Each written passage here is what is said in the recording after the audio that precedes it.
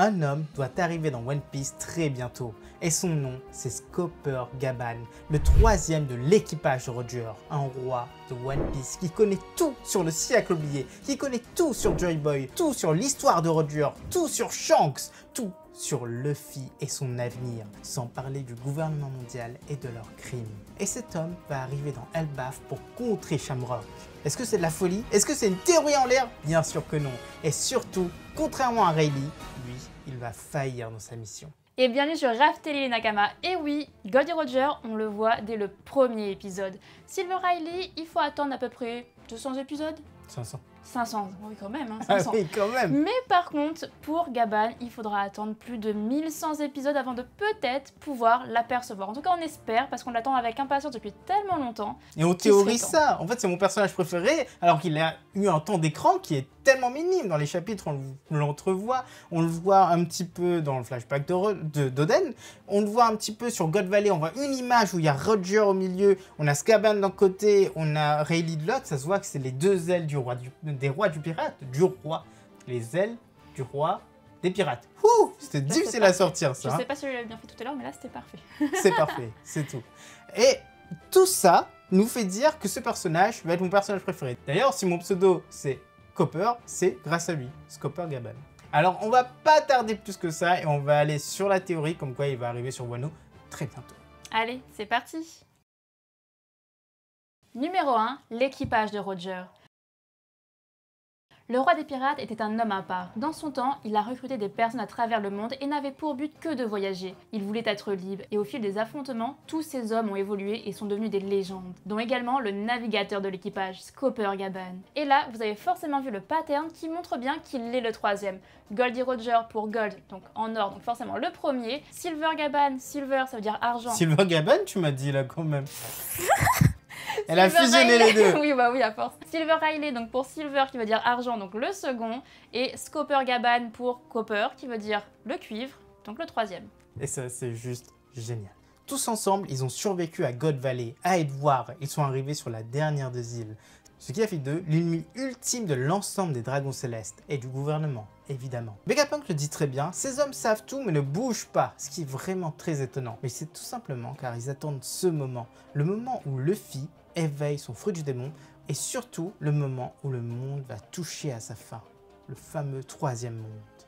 D'ailleurs, si vous voulez une super vidéo sur l'équipage de Roger, et bien comme d'habitude, c'est en haut à droite ou à gauche, on sait jamais. Et on a aussi fait une review sur la fresque d'Elbaf qui est juste géniale, donc allez donner votre avis et il y a tant de choses à voir. Les hommes de Roger ont toutes les raisons de bouger. Le monde recommence à sombrer, les armes antiques repassent à l'action.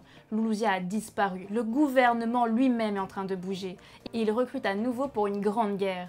Même Joy Boy a refait son apparition. Et il faut le guider pour que le monde se libère. Le dernier polyglyphe doit être trouvé et la volonté de Roger doit être dévoilée. Que de mystères qu'on rêve tous d'élucider. Et qui va débarquer pour raconter tout ça, en tout cas pour introduire la fin de One Piece et ces mystères que l'équipage connaît si bien. On va pas vous faire languir plus que ça, tout est dans le titre, c'est Scopper Gaban et non Rayleigh, évidemment. Et non pas Shiki surtout, arrêtez avec Shiki. Shiki, non merci. En quoi il va aider l'équipage? Le mec il a toujours été pour lui-même, même quand il était dans l'équipage de Shebeck, il était pour lui-même. Alors il va pas venir aider, pas sur Elbaf quand même, faut arrêter. Non, Scopper Gaban. Et là, si on se foire, là le prochain chapitre sort fin de semaine, on est vraiment mal. Mais si on foire pas en tout cas, on a un nouveau slogan, c'est Shiki, non merci. Retenez bien. Waouh. Je viens de le dire. C'est toi qui l'as dit à l'instant. Ah oui, c'est moi, pardon. Ah, je crée des trucs ces temps-ci. D'ailleurs, on est mariés. J'aime bien le rappeler juste comme ça. Numéro 2, le parallèle. L'arc Elbaf est une sorte de parallèle avec l'arc Sabaody. Les Mugiwara viennent de quitter une grande bataille contre le gouvernement et ils atteignent un des bastions de la seconde partie de Grand Line, un peu comme Sabaody qui était le dernier bastion de Paradise. Ils ont l'air en sécurité et apprennent pas mal sur le monde qui les entoure. Un grand méchant fait aussi son apparition pour tout détruire. Ici, c'est le frère de Shanks, le fameux Shamrock, qui est capable de faire vaciller l'équipage selon nous. Alors il faut forcément un grand allié qui va apparaître, un allié du passé de One Piece, et c'est Copper Gaban. Mais surtout, on aura le droit à une disparition, celle de Luffy, qui va être enlevé, mais tout ça, on va en parler à la toute fin de cette théorie.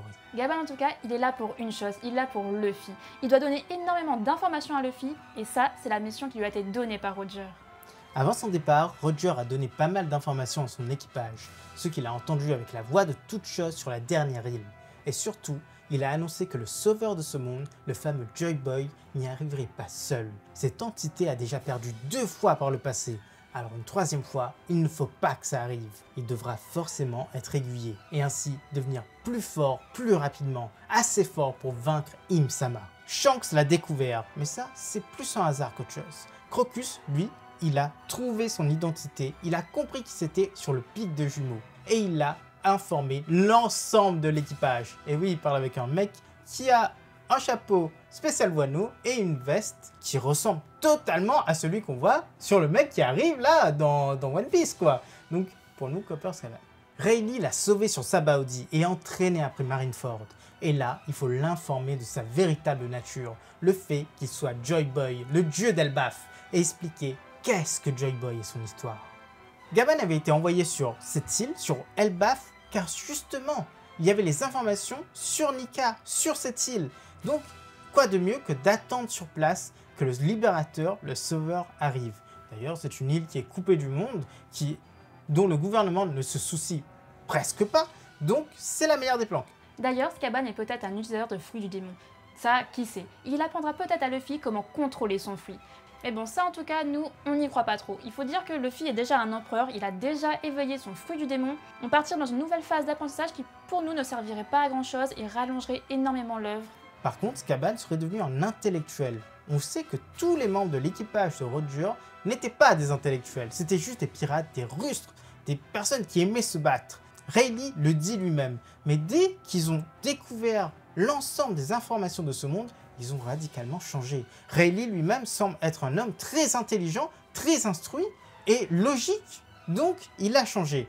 Oden, qui était un monstre qui voulait que se battre, qui n'apprenait rien, en revenant à Wano, c'était quelqu'un de sage, de mesuré, et qui a appris en fait à maîtriser l'ensemble des connaissances de son pays. Et il avait l'ensemble des informations du siècle oublié.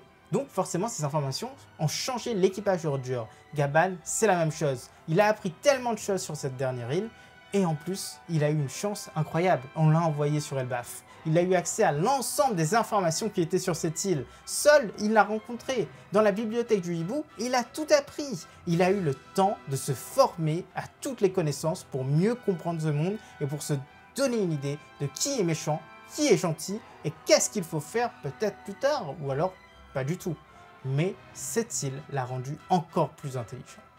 Pour nous, il aurait aussi voyagé pour se tenir au courant du monde, comme il a fait la fois où il a vu Crocus. Alors il est parti chercher toutes les informations possibles et imaginables sur ce fameux Joy Boy.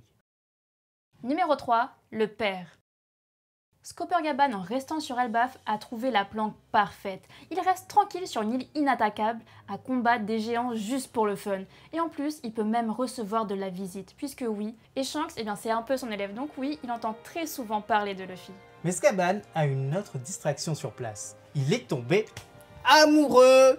Oui, de Ripley, la géante. Elle le dit elle-même, elle est la mère de Colon, qui est la vraie relève des guerriers d'Elbaf. Mais surtout, Ripley dit que le père de ce garçon est un humain. Et un humain très fort. Le parallèle avec Shaki, il est là. Shaki apparaît avant Rayleigh dans l'arc Sabaody. Et il dit que le couvreur en question, qui est son mari, est très puissant. Plus puissant que la plupart des supernovas sur place. Et là, Ripley dit que c'est un homme qui est très puissant, le père de Colon. Ça correspond pas mal. Ripley, c'est bien la Shaki d'Elbaf. D'ailleurs, petite parenthèse, les paroles de Louis Arnott, qui est un grand explorateur de One Piece dont on n'a jamais vu le visage, sont très importants également. Il ne faut pas rester longtemps sur Elbaf. Mais pourquoi? Est-ce qu'il y a quelque chose de particulier? Eh bien, on l'a toujours dit, pour nous, le temps s'écoule différemment sur Elbaf. Un peu comme dans la salle du temps, mais en inversé. Il se passe très peu de temps sur Elbaf, et à l'extérieur, il se passe beaucoup de temps. Peut-être un jour est égal à une semaine à l'extérieur. Ou un mois, on ne sait pas.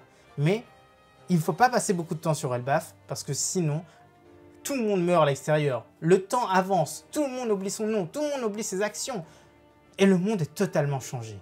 Alors peut-être que Gaban est là depuis des années, et il n'a pas tant vieilli que ça. Et ce serait génial, on aurait un membre de l'équipage du roi des pirates qui serait toujours aussi frais que quand il a quitté l'équipage. Et là, on aurait une puissance absolue. On aurait un Shamrock qui se dirait on n'avait pas prévu ce gars-là, et franchement, qu'est-ce qu'il est puissant.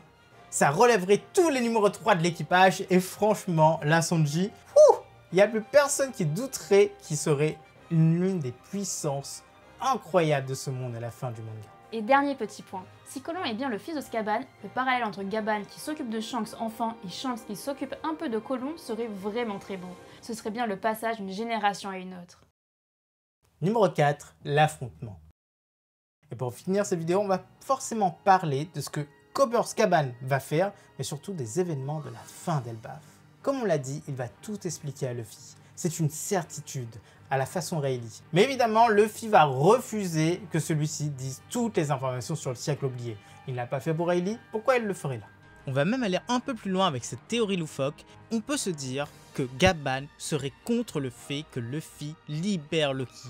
Tout simplement car c'est un des méchants d'Elbaf. Mais tout sera bouleversé par une attaque sur place. Le frère de Shanks est là. Il sera avec 2 membres des Cavaliers Divins, car il y en a un qui a été appelé en renfort, on ne sait pas encore qui. Scaban va sans doute participer au combat contre les 2 Cavaliers Divins. Ces 2 monstres vont attaquer l'équipage d'une façon ou d'une autre, et sans doute dominer les géants. Gaban est l'un des protecteurs d'Elbaf, il est même un humain peut-être plus fort que les géants, alors forcément il ne va pas laisser cette île, cette magnifique île où vit sa femme et son fils se faire détruire sous ses yeux. Luffy va aussi se battre contre le frère de Shanks, et là, ça va être le drame. Un Sabaody, mais inversé. Et oui, ce ne sera pas les Mugiwara qui vont disparaître les uns après les autres cette fois, mais Luffy uniquement. Face à tant de puissance, les Cavaliers Divins vont devoir battre en retraite, mais ils vont prendre Luffy et le faire disparaître dans un cercle démoniaque.